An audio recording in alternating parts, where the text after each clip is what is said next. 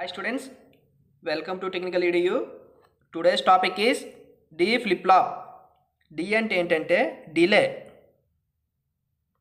Are data. D అంటే delay అయినా అనొచ్చు, డేటా అయినా అనొచ్చు. అయితే D flip-flop చూడండి.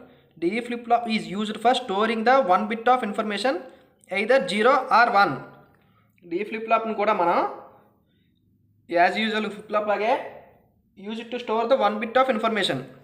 వన్ బిట్ అంటే ఏంటి, either 0 కానీ 1 కానీ మనం స్టోర్ చేయడానికి డీ ఫ్లిప్-ఫ్లాప్ని యూజ్ చేస్తామన్నమాట. ఈ డీ ఫ్లిప్-ఫ్లాప్ అంటే ఏం లేదు, సింపుల్గా ఒక ఎస్ఆర్ ఫ్లిప్-ఫ్లాప్కి ఆర్ ఇన్పుట్కి ఇన్వర్టర్ అప్లై చేస్తే అదే డీ ఫ్లిప్-ఫ్లాప్. ఓకేనా? అంటే ఒక ఎస్ఆర్ ఫ్లిప్-ఫ్లాప్ తీసుకున్నాం అనుకోండి, చూడండి ఇది ఎస్ఆర్ ఫ్లిప్-ఫ్లాప్. ఈ ఎస్ఆర్ ఫ్లిప్-ఫ్లాప్కి రెండు ఇన్పుట్స్ కంబైన్ చేసేసి ఆర్కి ఒక ఇన్వర్టర్ గేట్ అప్లై చేసి కంబైన్ చేస్తే ఇదే డీ ఫ్లిప్-ఫ్లాప్. ఓకేనా?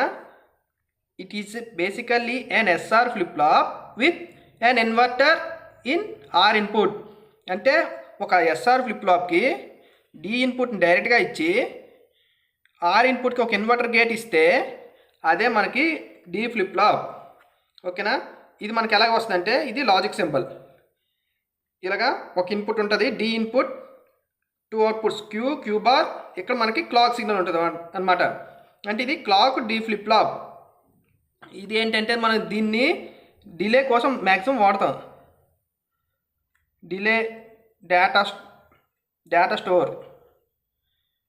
మనకి ఇక్కడ నెక్స్ట్ షిఫ్ట్ రిజిస్టర్స్ వస్తాయి. ఆ రిజిస్టర్స్లో మ్యాక్సిమం వాడేది మనకి ఈ డీ ఫ్లిప్-ఫ్లాప్లే వాడతాం. ఓకేనా? ఇది చాలా ఇంపార్టెంట్. ఇది మనకి ఏంటంటే డీ ఫ్లిప్-ఫ్లాప్ యొక్క లాజిక్ సర్క్యూట్.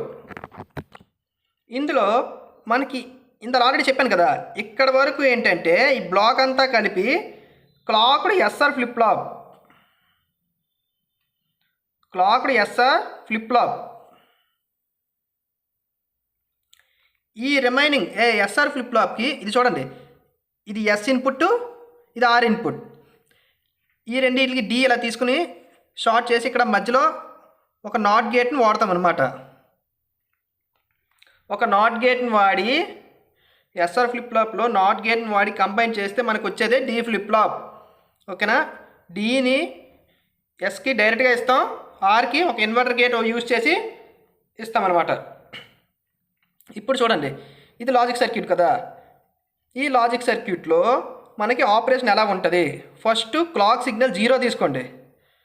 క్లాక్ సిగ్నల్ 0 తీసుకున్నామంటే మొత్తం ఈ బ్లాక్ అంతా కూడా క్లాక్ ఫ్లిప్-ఫ్లాప్ కదా. మనకి క్లాక్ సిగ్నల్ 0 అయిందంటే ఈ ఫ్లిప్-ఫ్లాప్ అనేది వర్క్ అవ్వదు.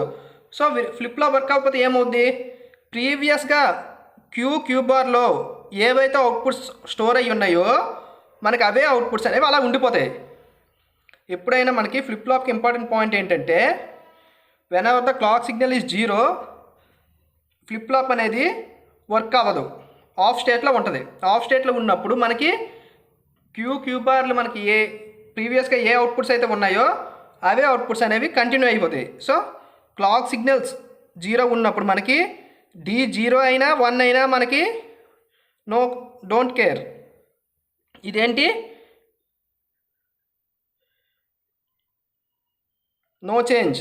అంటే ప్రీవియస్గా ఏవైతే అవుట్పుట్స్ ఉన్నాయో అవే అలా ఉంటాయి అన్నమాట. ఇప్పుడు క్లాక్ సిగ్నల్ 1 తీసుకోండి. క్లాక్ సిగ్నల్ 1 తీసుకుంటే మనకి ఫ్లిప్-ఫ్లాప్ అనేది యాక్టివేట్ అవుద్ది. సో మనకి ఇన్పుట్ ఇస్తాం కదా, ఇన్పుట్ ఇస్తే ఇన్పుట్ని బేస్ చేసుకొని మనకి అవుట్పుట్స్ అనేవి ఇప్పుడు వస్తాయి. ఇప్పుడు మనకి డి సింగిల్ ఇన్పుట్ కదా, సింగిల్ ఇన్పుట్ ఉన్నప్పుడు మనకి ఛాన్సెస్ ఎన్ని, either 0 or 1, 2 ఛాన్సెసే ఉన్నాయి. సో మనకి డి 0 ఉంటే మనకి ఏమవుద్ది, డి 1 ఉంటే ఏమవుద్ది, ఈ రెండు కూడా చూద్దాం. ఓకేనా? ఫస్ట్ డి 0 తీసుకోండి. డి 0 తీసుకుంటే ఇది డైరెక్ట్గా వెళ్ళింది కాబట్టి ఇది 0, ఇది నాట్ గేట్ అప్లై చేసి వచ్చింది కాబట్టి ఇది 1, క్లాక్ 1 కాబట్టి 1 and 1. ఇక్కడ చూడండి, మనం యూజ్ చేసింది ఏంటంటే నాండ్ గేట్స్. నాండ్ గేట్స్ మనకి ఎలా వర్క్ అవుతాయి, 0 0 0 1 1 0 1 1. NAND గేట్ మనకు అవుట్పుట్ అనేది ఎప్పుడు హై అవుద్దంటే any one of the input is low then the NAND gate output is high. అంటే NAND గేట్స్ ఇన్పుట్స్లో ఏదో ఒక ఇన్పుట్ అనేది 0 అయితే మనకు అవుట్పుట్ అనేది హై అవుద్ది. సో ఇది 1 1 1 0. When both the inputs are high output is లో.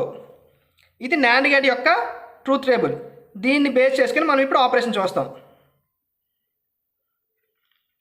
ఇప్పుడు ఇది 1, both the inputs are 1 and 1, so output is 0. ఇదేంటి 0 1, దీని అవుట్పుట్ ఏంటి 1. ఇది 1, ఇది 0. మనకి ఇప్పుడు ఏంటి క్యూ బార్ మనకి ఎంతో తెలీదు. సో క్యూ ఈక్వల్ టు మన ఇనీషియల్గా 0 అనుకోండి, క్యూ బార్ ఈక్వల్ టు 1 అవుద్ది. ఈ 0 ఇక్కడికి వస్తుంది కదా, 0 0 1, ఈ 1 ఇక్కడికి వెళ్ళి 1 1 0. మళ్ళీ క్యూ బార్ ఇక్కడికి వస్తుంది 0 0 1. ఓకేనా? ఇది ఫస్ట్ ఆపరేషన్. ఫస్ట్ ఏంటి D0 తీసుకున్నప్పుడు ఇక్కడ 0 అవుద్ది. ఈ ఎస్ఆర్ మర్చిపోండి. గేట్ 1 గేట్ 2, గేట్ 1కి ఇన్పుట్ అనేది 0 అవుద్ది, గేట్ 2కి ఇన్పుట్ అనేది 1 అవుద్ది. ఇక్కడ క్లాక్ సిగ్నల్ 1 1 అప్లై చేసాం.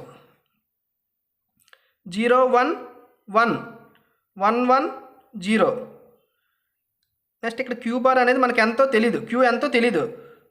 క్యూని ఫస్ట్ 0 అనుకోండి,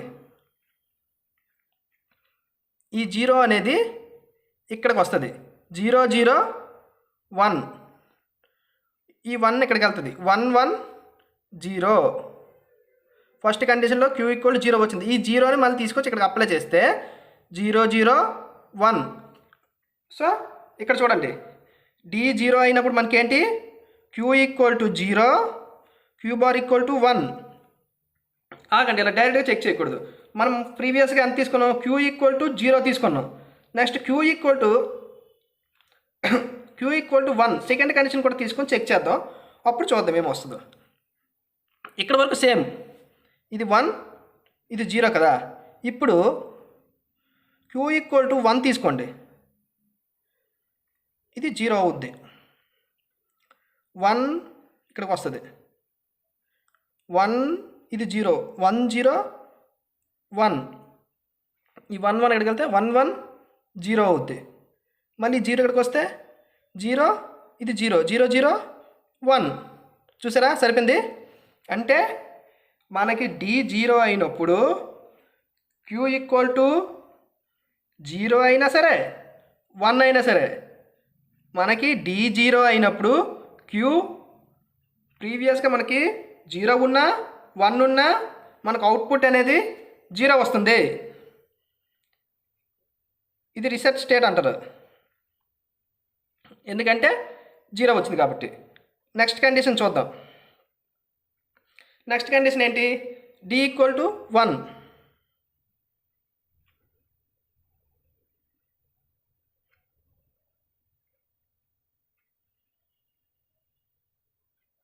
ఇప్పుడు చూడండి D ఈక్వల్ టు 1, కొంచెం పెద్దగా వేస్తాను కన్ఫ్యూజ్ అవ్వకుండా ఉండడానికి.